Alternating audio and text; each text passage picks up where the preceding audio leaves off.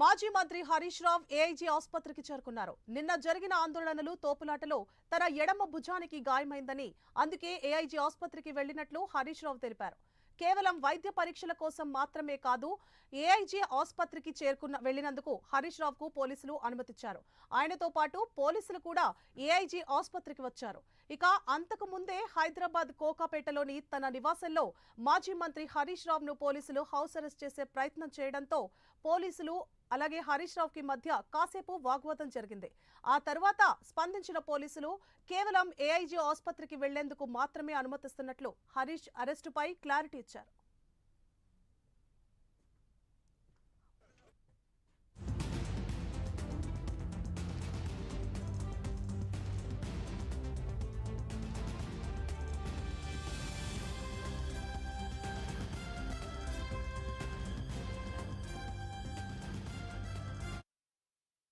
హరీష్ రావ్ ని కలిసేందుకు వచ్చిన మాజీ మంత్రి ఎమ్మెల్యే సునీత లక్ష్మారెడ్డితో పాటు మాజీ ఎంపీ మాలోతు కవితను కూడా పోలీసులు అడ్డుకున్నారు.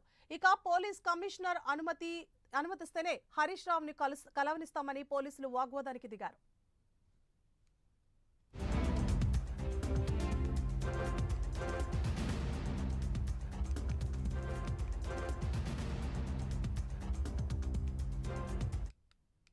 ఇదిలా ఉంటే మరోవైపు ఎటువంటి అవాంఛనీయ ఘటనలు జరగకుండా హరీష్ రావ్ ఇంటి వద్ద పెద్ద ఎత్తున పోలీసులు మోహరించారు. హరీష్ ఇంటి ముందు బారికేడ్లను ఏర్పాటు చేసి ఆయన్ను కలిసేందుకు వచ్చే అడ్డుకుంటున్నారు.